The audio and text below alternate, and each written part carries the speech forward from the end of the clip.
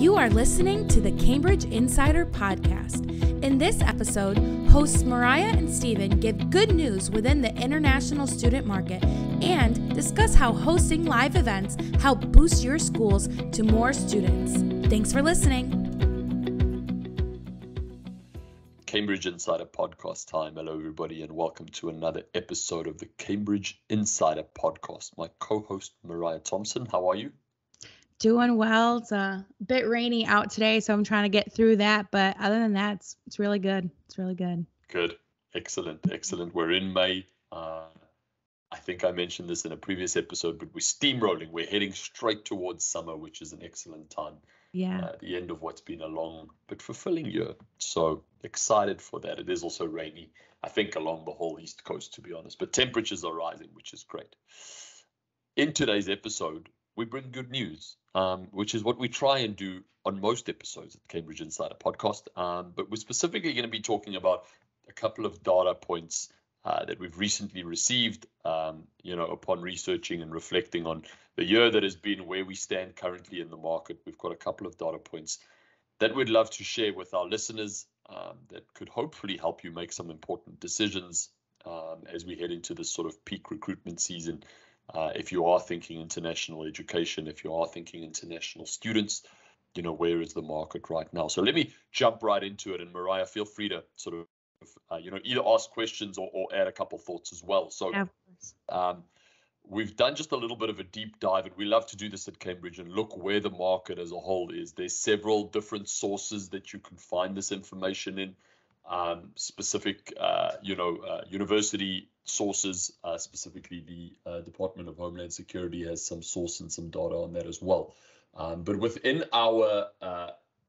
Cambridge Network, just in the past month, so let's call it beginning of April to beginning of May, we have seen a 26% increase in the number of applicants. Now, that is phenomenal. That is really, really good news. We sort of had an idea behind the scenes that it was happening. It's something that we've spoken about for quite some time. But to get to the beginning of May and see that 26% increase in the number of applicants across our network is just wonderful news. A couple of important things to note here.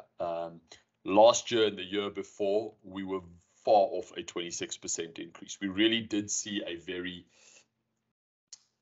even sort of line of enrollment throughout. There wasn't really a peak season of enrollment for the past 2 years. So to see this number start edging up and see that 26% increase across Cambridge Network for new applicants is wonderful news. It points to the fact that many of the obstacles, let's call them obstacles, that have hampered international education in the past couple of years are starting to be resolved. We still see fragments of them every now and again, absolutely, but for the most part, COVID-19 has become a manageable problem that we had. We're able to continue recruiting students. We're able to get students in person, in the United States. We're able to get students visa interviews and schedule visa interviews at consulates around the world. Schools are open. Travel is open. These are things which for the past 2 years weren't always the case. Again, we've seen a couple of spikes, most notably recently, specifically coming out of China. There've been a couple of lockdowns, and of course, those are challenges that we continue to face head on. But COVID-19 certainly, is something that we're able to live with now, and I think that's reflected in that number, that 26% number. And one more factor, then I'm going to give it over to you, Mariah, just for a couple of thoughts. But the other thing which is really, really important is that we've seen the geopolitical sort of frustrations that we've lived with the past 2 years sort of start to resolve themselves. Have they resolved themselves completely? Absolutely not. Will they ever? Absolutely not. That's just governance around the world. I think we live with that on a daily basis, but we have seen specifically the United States and China, but even more so the United States and many of the countries in Southeast Asia, just normalize relations again and get us to a place where international education is a possibility, where the exchange of ideas and the exchange of students and the exchange of that intellectual property is something that's celebrated rather than frowned upon. And again, I think we see that in this number of 26%. We do expect that May moving into June in the next month, we will see a even larger jump than that. We'll keep you updated as that data breaks. So, yeah, Mariah, I'm going to stop there because I've spoken a lot. Just your sort of thoughts on that from your perspective, what you're hearing, what you're seeing. Yeah, it's so encouraging to hear that there's that spike in applicants. I think obviously on our end as Cambridge employees, we're like, yes, this is great.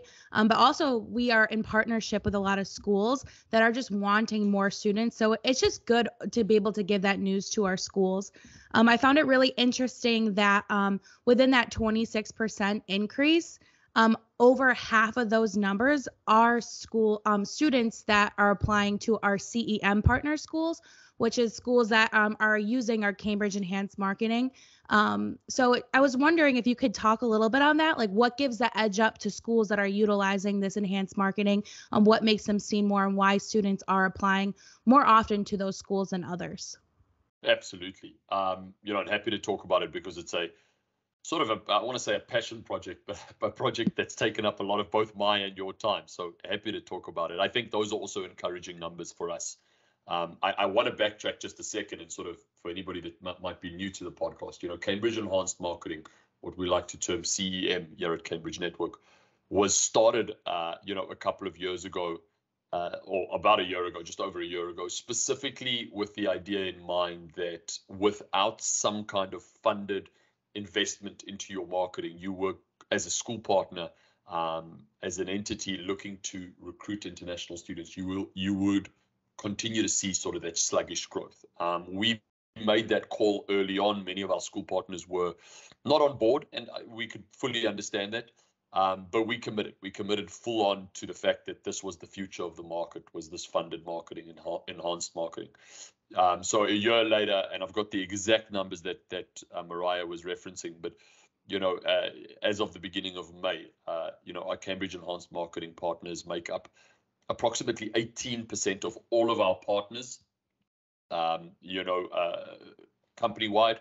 49% of all enrollments to date have gone to our Cambridge Enhanced Marketing partners. So there's a couple of things that I think are important when we mention that. I think firstly, that's great news. It points to the fact that Cambridge Enhanced Marketing as a product is wonderful, that it's doing its job, that the call that we made at Cambridge Network, the prediction that we made about the market has 100% come to fruition. It's a fact. We see it more and more. We see that number increase more and more. To schools that are interested, feel free to reach out. Let's chat Cambridge Enhanced Marketing, even if it's not going to be through Cambridge. I think it should form an important part of your discussion, part of your strategy moving forward for international students. So feel free to reach out. So that's really important.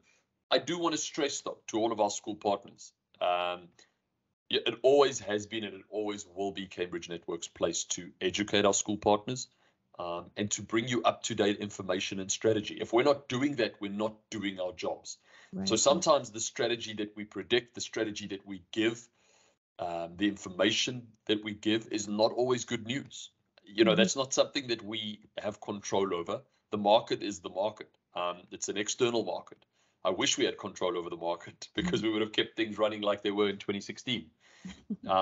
But the news hasn't been great coming out of the market. So when we do talk about Cambridge Enhanced Marketing, it certainly isn't a bash on you as a school partner. It's not I feel that maybe sometimes our school partners have felt that we've somehow sort of abandoned them. That's certainly not the case. When we talk about Cambridge Enhanced Marketing, we've identified where the market is, we've identified the obstacles, and we've given you a strategy to overcome that.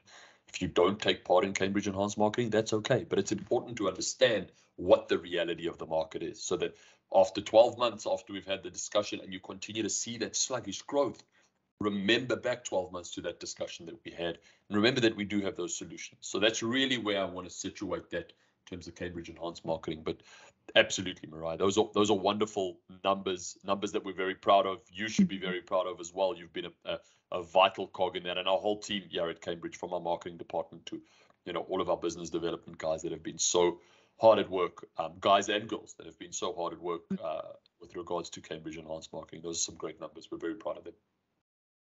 Yeah. So throughout Cambridge, just listening and talking about it, can you just briefly talk about a little bit of the difference in between being just a normal partnered school with Cambridge Network and then being a partner school that utilizes it. I know we have live events and different platforms that we use. If you just want to talk briefly on that, because I know that currently in our season coming up, we do have a lot of live events that are happening for those schools. So it'd be just nice to hear a little bit about that.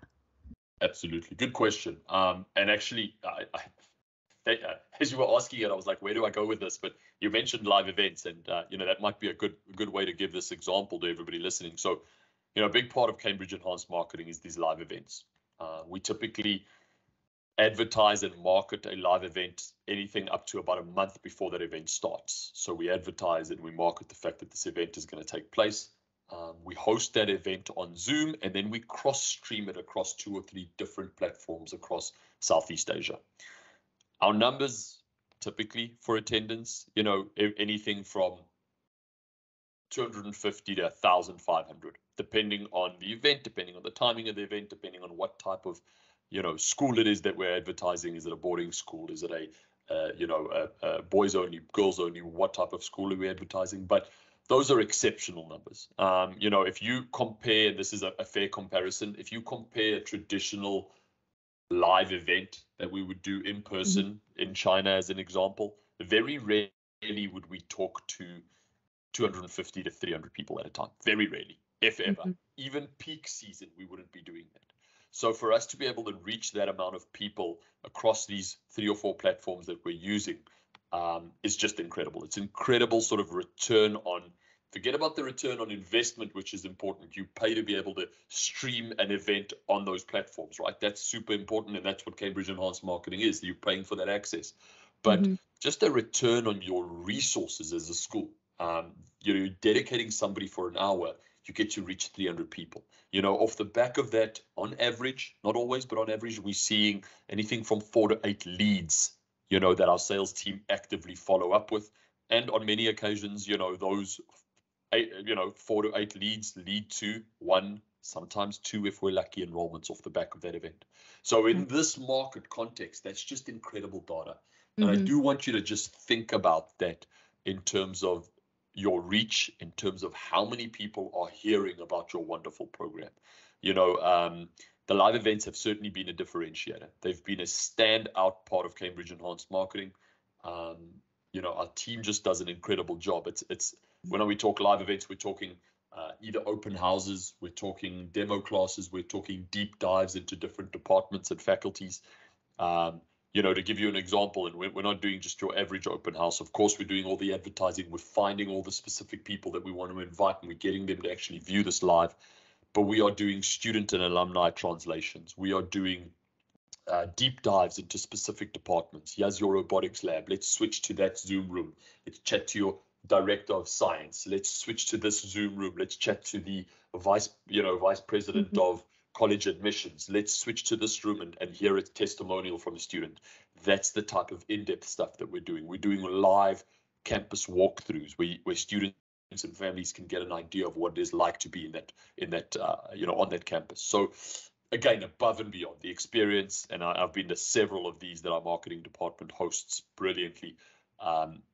It's just an incredible experience, and it's no surprise to me that we are getting the leads off the back of that and are ultimately getting those enrollments. So, we are absolutely right now in peak recruitment season. It shifted a little bit. It used to be really, sort of March through end of May. It really is now essentially May through end of July, even beginning of August is really more of the peak recruitment season.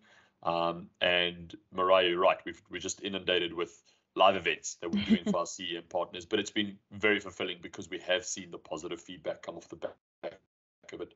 We've seen people enroll in schools because they've managed to, find out about the school through our live events, through our live open houses. The final thing that I will mention, every CEM partner that does a live event, that live event gets stored on our School Fair Southeast Asia facing website. So it's call it a cloud storage place where anybody who's interested in coming to high school as an international student in the US will go to this link, which we've advertised, which we continue to run the numbers on, which we continue to, build up the interest and the leads or the interest and the traffic that we have going to this website. And they can click on a live open house and view an hour of your school, your departments, your sports teams, your head of school speaking. So, every live event gets stored there for us as well, and we'll have that historical place for people to go and view it. So it really is just a differentiating event. We don't see any competitors doing it. I want to thank our CEM schools, because those are the schools that have made this possible. Their investment has brought them incredible returns, and we're proud of that. But their leap of faith in investing with us in this product has made it possible for us to give these wonderful events. So kudos to them. Yeah, that's awesome. It's like marketing gold there, because like you want all this new digital media that we have access to, which is a game changer for marketing, but nothing really beats that in-person tangible feel. So having the live events, being able to go and to do tours across the world, that's a game changer, and it's really good. It's really good. Absolutely. And you I couldn't have said it better. And we'll end off on this. I know we're running over time. We just get excited when we talk Cambridge Enhanced Marketing, but it also gives us great content, right? So we have the ability to use and cut and use some of the content that we get from those live events and be able to put them in the latest social media, sort of pushes and promotions and campaigns. So it's a win-win on all ends, and it's something that, again, I keep saying it, but we're really proud of our team and what they've done. Yeah, I couldn't agree more. Awesome. Mariah, I'd love to continue talking, but one of the promises at Cambridge Insider Podcast is that we keep these episodes short. We're excited about the numbers that are coming into the US in general. We're excited about the numbers that are coming in the Cambridge network. Any questions about today's podcast, feel free to reach out to myself and Mariah. We'll put some contact details up on the show notes for you. Remember to like and listen and subscribe and share, because that's what the podcast is all about. It's about making sure that you guys out there feel educated and feel as if this is a worthy listen. So we appreciate you all, and we'll catch you around the next episode of the Cambridge Insider Podcast. Bye-bye, everybody. Thanks for listening to the Cambridge Insider Podcast. Don't forget to like and subscribe to our YouTube channel to never miss an episode. For more Cambridge updates, follow us on Facebook, Instagram, and LinkedIn. Have a great week and stay connected.